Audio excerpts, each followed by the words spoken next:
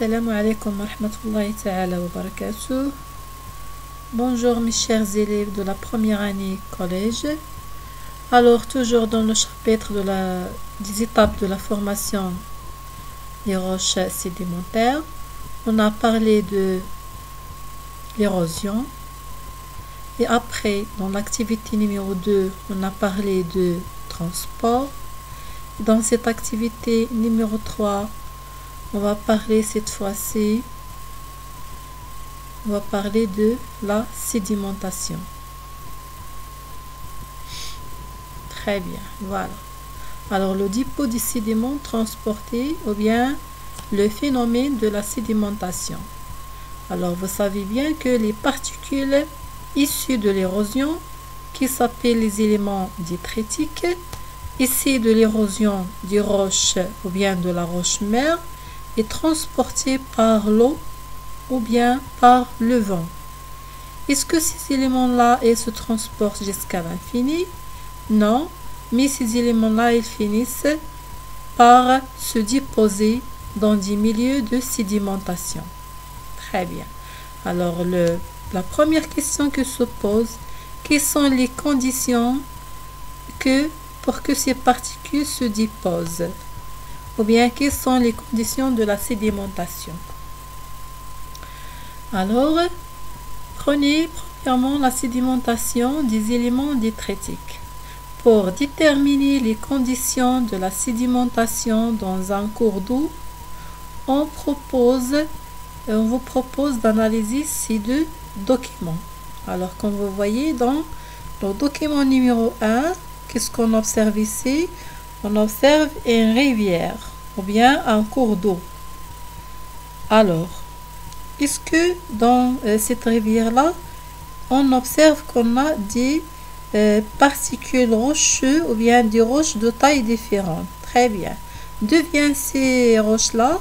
Ils proviennent de la roche-mère après l'érosion, mais ils sont transportés jusqu'à ce milieu-là par l'eau, après le transport par l'eau. Alors, on observe qu'on a des sédiments ou bien des roches de taille différente, comme vous voyez ici, qui sont déposées tout au long de la rivière.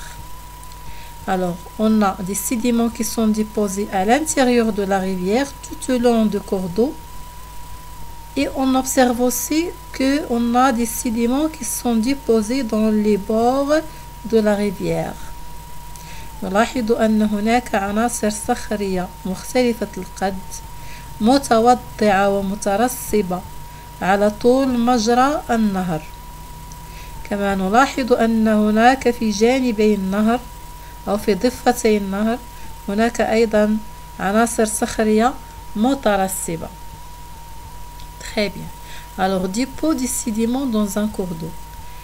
Mais ici, qu'est-ce qu'on observe? On observe un diagramme ou bien un graphique qui représente la relation entre la vitesse du courant d'eau et le diamètre des éléments ou bien des particules transportées. Alors, comme vous voyez dans ce document-là, si la vitesse est très importante, les éléments qui sont transportés, ce sont seulement des éléments de très grande taille.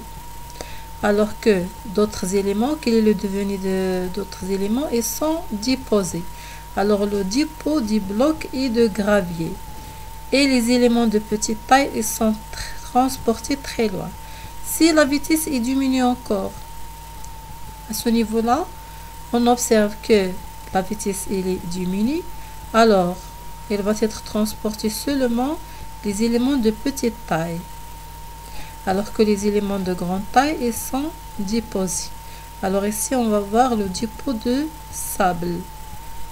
Si la vitesse diminue encore, alors à ce niveau-là, la vitesse elle est très faible. Alors, il va transporter seulement les éléments de très petite taille, comme l'argile. Alors, dépôt des particules très faibles, par exemple ici, dépôt de sable, alors que seulement l'argile qui va être transportée. Alors, comme vous voyez, la sédimentation, elle est comme le transport. Elle est dépensée de deux facteurs, la vitesse du courant d'eau et le diamètre des éléments qui sont transportés. Très bien.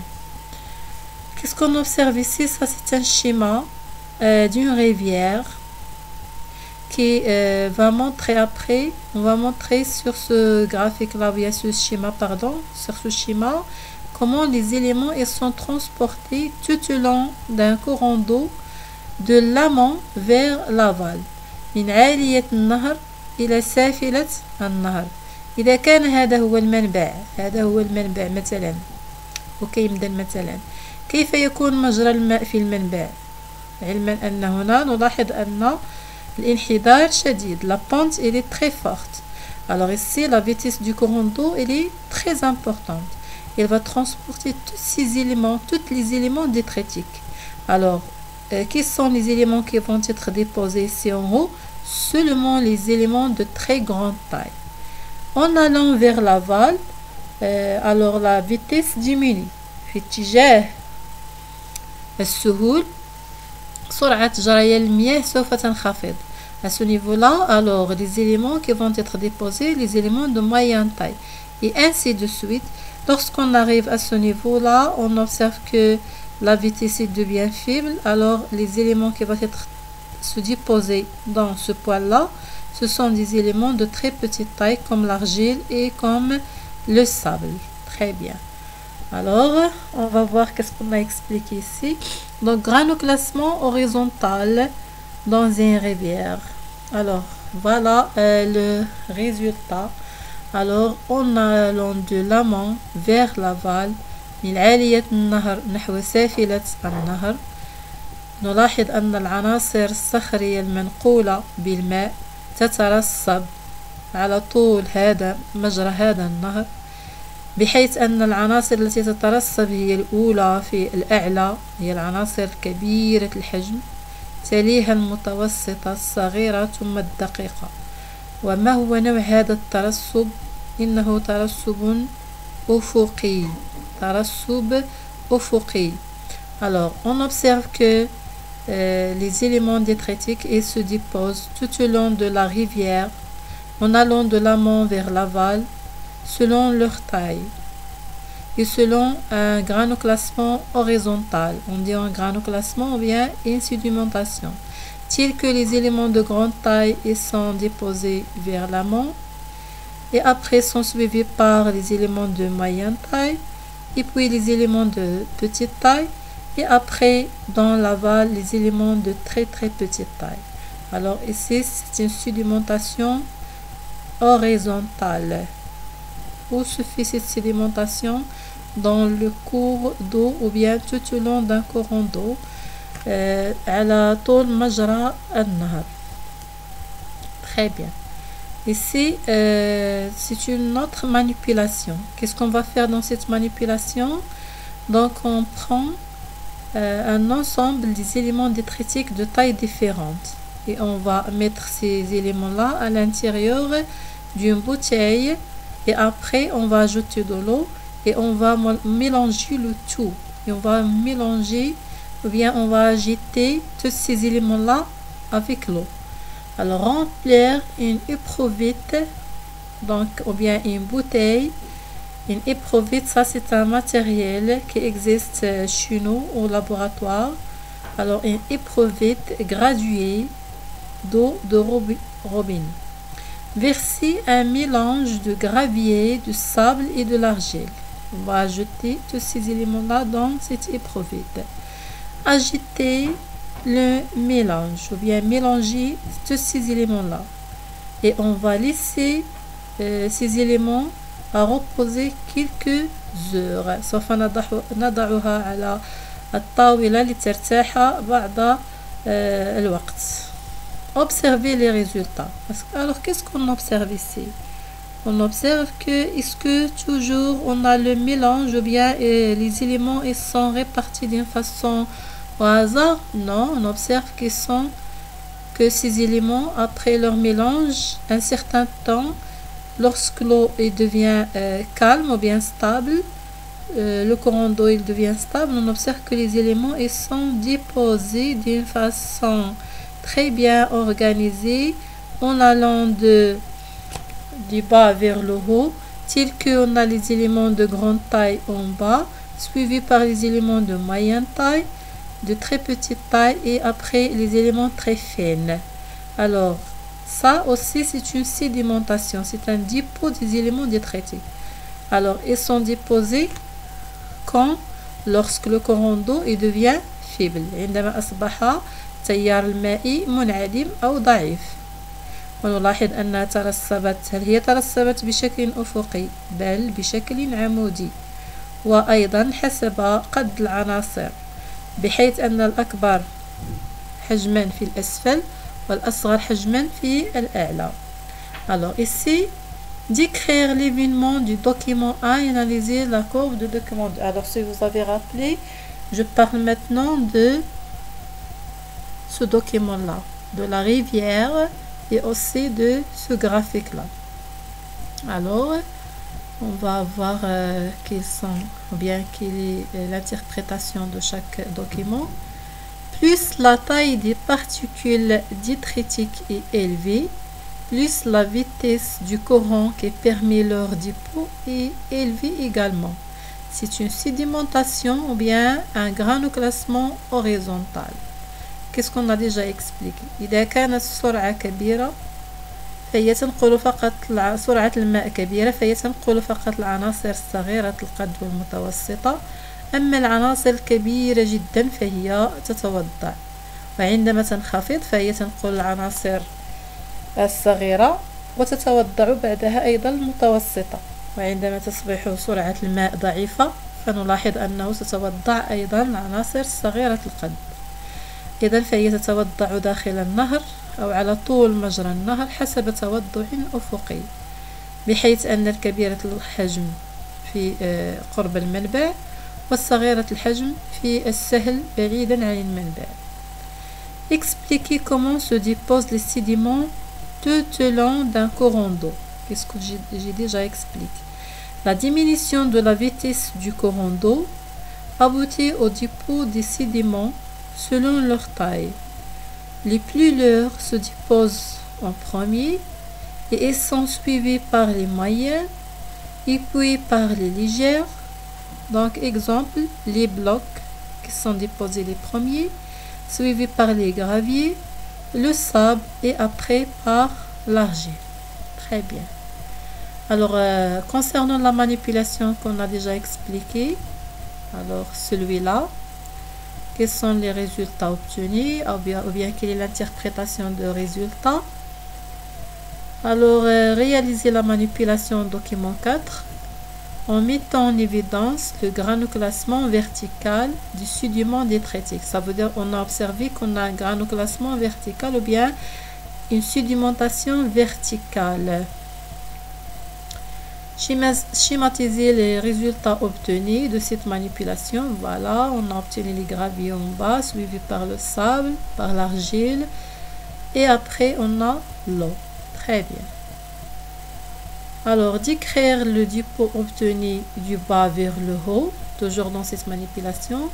Les éléments très lourds ou bien de grande taille sont déposés au fond, tandis que les éléments légers sont déposés en haut, tels que le sable et la boue. C'est une sédimentation verticale. Très bien.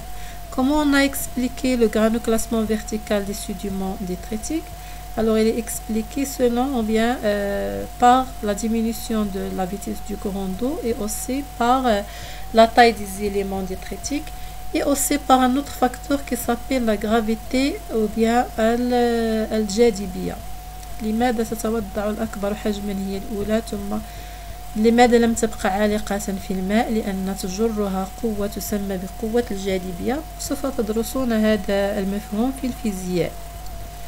Les sédiments se déposent par ordre de densité, ça veut dire selon حسب كثافتها أو ثقل وزنها, du plus grand au plus petit grâce à la gravité. Très bien. Alors, comme résumé, on est parlé maintenant, bien dans cette science, de la sédimentation verticale et la sédimentation horizontale. La sédimentation horizontale quel est le milieu de la sédimentation horizontale? C'est dans les courants d'eau ou bien في مجرى النهر على طول مجرى النهر بينما الترسب العمودي يكون على ضفتي النهر. Alors celui-là c'est une sédimentation horizontale tout au long d'un courant d'eau, alors que la sédimentation verticale, quel est le milieu de la sédimentation verticale? Il est dans les bordures d'une rivière. Et un autre type de sédimentation, c'est la sédimentation chimique et aussi la sédimentation biochimique. Alors la sédimentation chimique, ça veut dire quoi? Le dépôt des éléments chimiques. Alors on va expliquer. La lagune, c'est quoi la lagune? Comme vous voyez dans l'image, ça c'est une lagune. Alors c'est quoi une lagune? C'est un bassin d'eau situé au bord de la mer. Il n'est pas profond comme la mer, il est rempli d'eau. Comment il est l'eau dans cette lagune ou bien ce bassin? Il est très salu. Ça veut dire إنه مالح. اللاغون لاجون هي حوض مائي مجاور للبحر وغير عميق جدا ليس بعميق.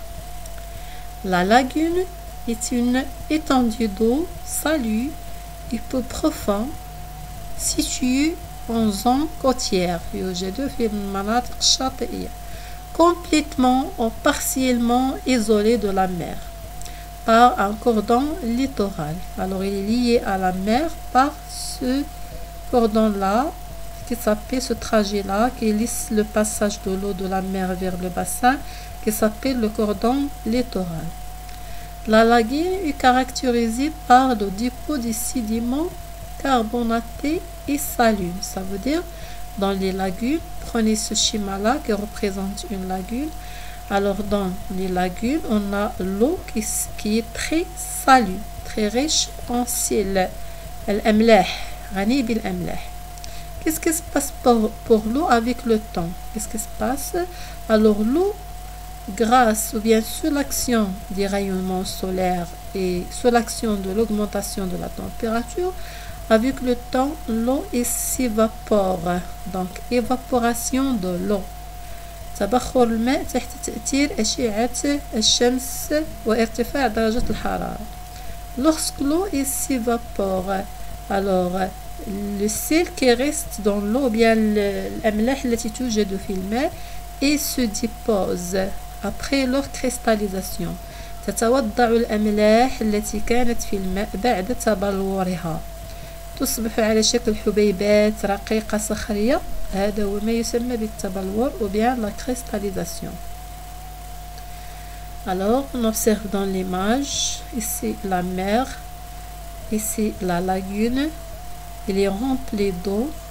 Après les rayonnements solaires, on observe qu'on a l'évaporation d'eau. Alors l'évaporation d'eau, elle provoque la sédimentation et la cristallisation de plusieurs sels minéraux ou bien comme أملاح الطعام وأنواع أخرى من الملح. Comment s'appelle ce type de sédimentation? Le dépôt de sel, la sédimentation chimique dans une lagune. Très bien. Déterminer les facteurs qui provoquent la sédimentation des éléments solubles dans l'eau. On a l'augmentation de la température et l'évaporation.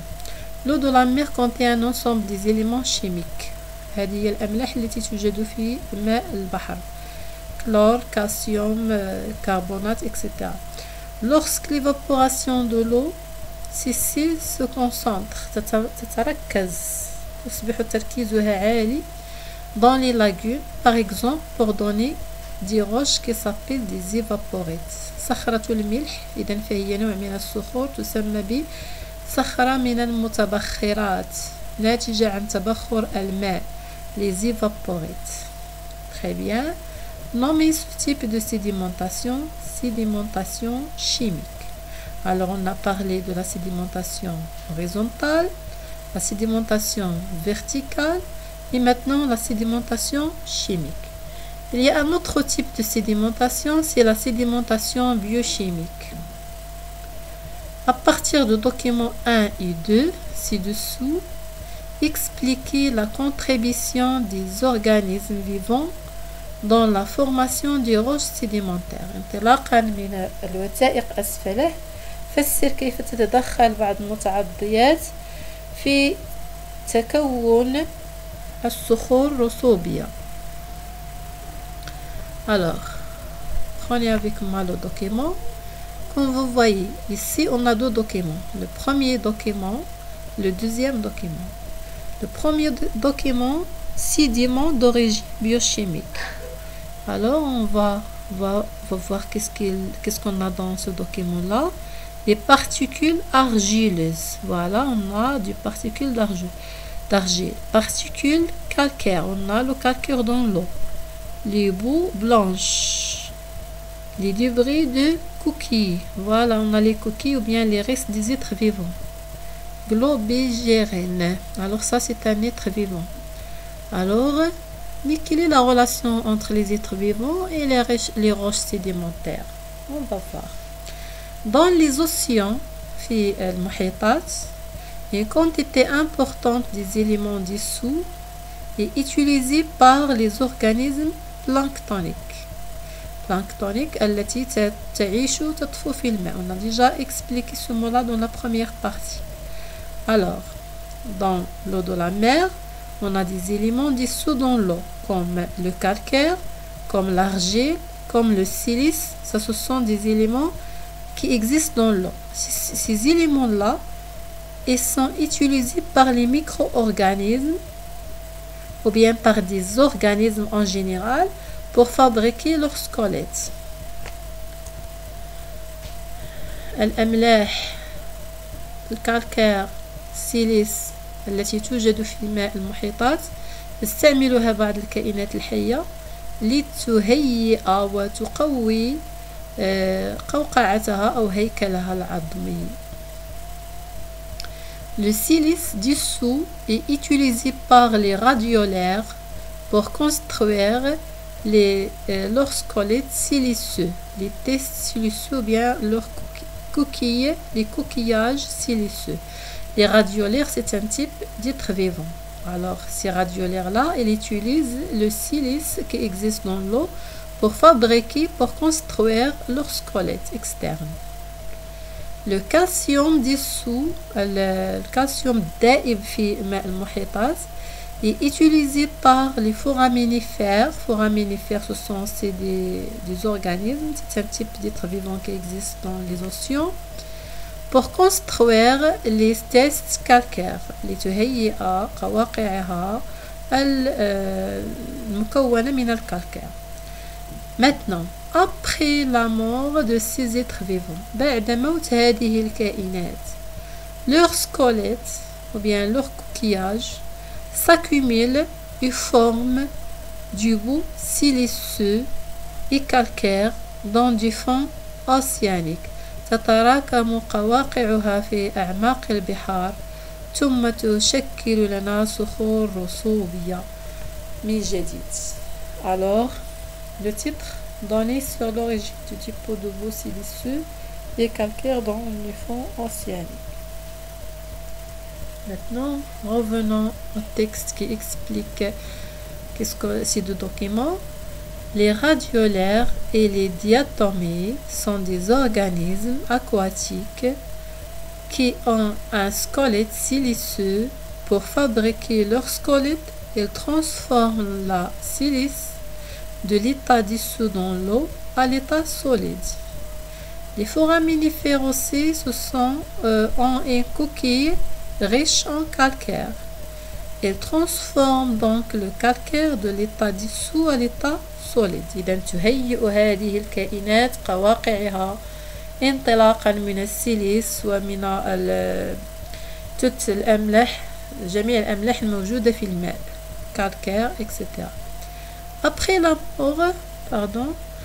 la mort de ces organismes, les squelettes et les tests, ça veut dire la matière minérale, se déposent au fond pour former les sédiments dites d'origine biochimique.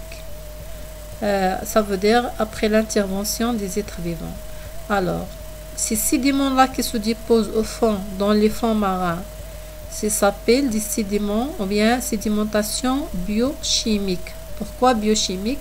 Parce que parce que ils se forment après l'intervention des êtres vivants. Chimique parce que il se fait par la transformation de ces liquides de calcaire de l'état dissous à l'état solide.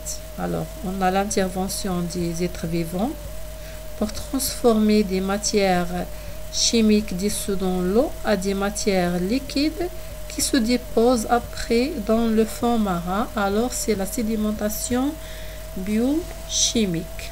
Très bien. Alors, merci. Au revoir. Donc, à la prochaine séance, on va parler, Inch'Allah, d'un autre phénomène.